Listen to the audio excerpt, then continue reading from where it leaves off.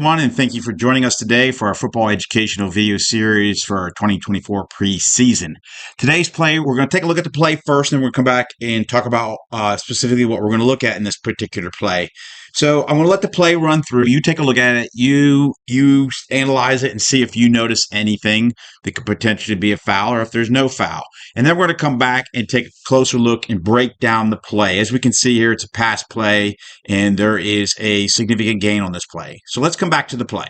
Come back to take a closer look at this play and break it down more. One of the things we have to know as officials is we have to know our areas of responsibility or our keys, and particularly on every play. It will help us to know where we were supposed to be looking at and what we were supposed to be looking for.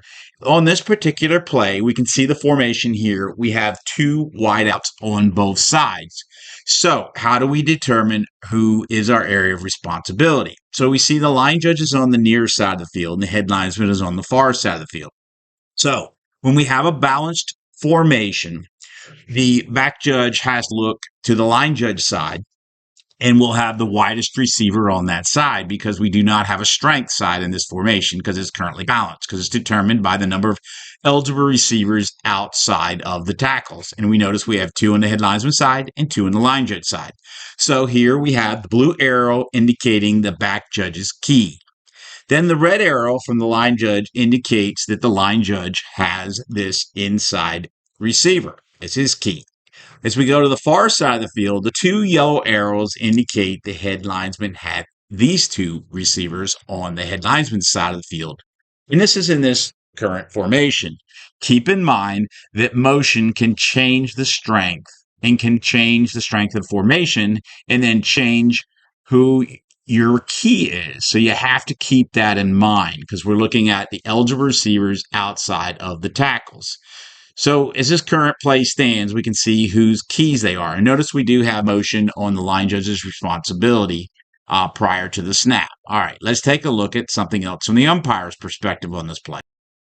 If we focus in on the umpire here, we will see that the umpire should be looking at our guard, center, guard, and that is the umpire's area or keys or responsibility on a play.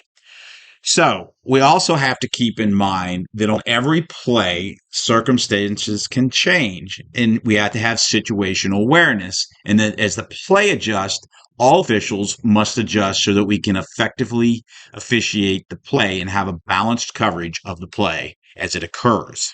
So keep that in mind. Talking about keys, we're going to get into this play, which is an ineligible lineman downfield. So we're going to talk about this right here inside the circle. First thing we can notice on the side of the line judge's field is that this player inside the circle, the wideout, is not threatened by the defense, meaning the defensive player is not right up on him. So there's a cushion there of 6 yards. So that is not an immediate threat. I want to consider that because if that player was up on that player, then it would be a different situation, but they're not. So then we notice the motion by the inside wideout. And like I said earlier, that can potentially change the strength of the formation. So after the snap, a head linesman and a line judge are taught to look to the tackle because we can most likely read that whether the play is going to be a pass or a run by the movement of the tackle. So in this case, the line judge's eyes should go to the tackle to read the play.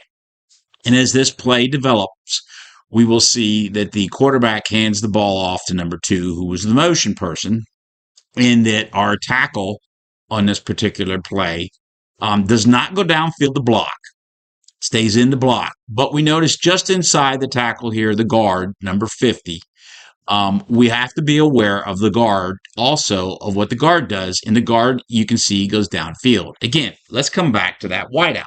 Notice that wideout has a good 6-7 yard cushion from being threatened. So we do not have to really worry too much about that wideout right now.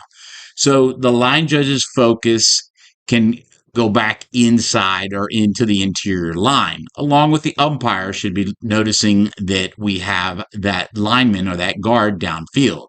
As we look right here, we had our line of scrimmage at the 40-yard line as indicated by our one gold or yellow line. And then we have the second line approximately 2 yards. So our lineman can go downfield 2 yards. The neutral zone is expanded on a pass play here. But we have to notice that we have this lineman who is at that 2 yards or in the vicinity of that 2 yards, as our camera angle is not perfect. So let's just say he's in that vicinity. So we have to be aware of that, especially the line judge and the umpire, and the line judge specifically, because this play is starting to go away from the line judge. So the head linesman will begin to get overloaded with blocks and other responsibilities. So the line judge could start to look for things like this, specifically lineman downfield or ineligible lineman downfield as the play develops. So the umpire and the line judge here can take a quick peek and notice where this player is. And remember, once the ineligible receiver goes beyond that 2 yards, they can't go back to correct it. Once they're down, if they go back, it doesn't matter. They're still downfield. Now, this is when we're looking at this play, and this could potentially be a run still. But we have to be aware that obviously it can turn into a pass play, and we already know it turns into a pass play. So this line judge here can take a quick look over here at the lineman downfield and recognize, all right, he's already exceeded that 2 yards, so I just need to be aware of that should this become a pass play. And then he can turn his focus back into these linemen or the line of scrimmage because there's, as you can see, we're looking, there's not a lot in his area, and he still has that other wide out with no defensive player pressing him. So the only area that he has is that there on the line of scrimmage to focus on. And there's a few players blocking, but the play is going away from him. So he needs to pick up on things like maybe a blindside block or whatever, something like that. But then he can turn back around and say, hey, I've clearly see that number 50 is over 5 yards downfield. So, how does this play develop? And if it develops into a pass play, as it does, then he's already knows that I've got that player downfield beyond the line of scrimmage, as we see here, 6 yards at about the time of the release of the ball. And the line judge can go ahead and drop that flag on this play because the end result of this play, as we see, turns into a 35-yard gain on this play. And so as a line judge, as this we could see, most of this play is over on the other side of the field. We need to be looking for things like that, ineligibles downfield, so that we can get it because the head linesman is going to have too much action coming towards them to be able to pick up on that. So keep that in mind. Okay, so just the final thoughts on this particular play. First of all, we want to be 100% sure that we have an ineligible downfield on these plays. We don't want to guess, and by that I mean so we want to identify them prior to the release of the pass that they're downfield. And then we can look back and say, okay, I know they're downfield. We look back. Also, now we see the ball relieving the passer's hands, and we say, I already know they're downfield, so I can drop that flag. If we're unsure, we do not want to flag an ineligible downfield. If we're not 100% sure, we're kind of guessing. So make sure you're 100% sure that they are ineligible downfield.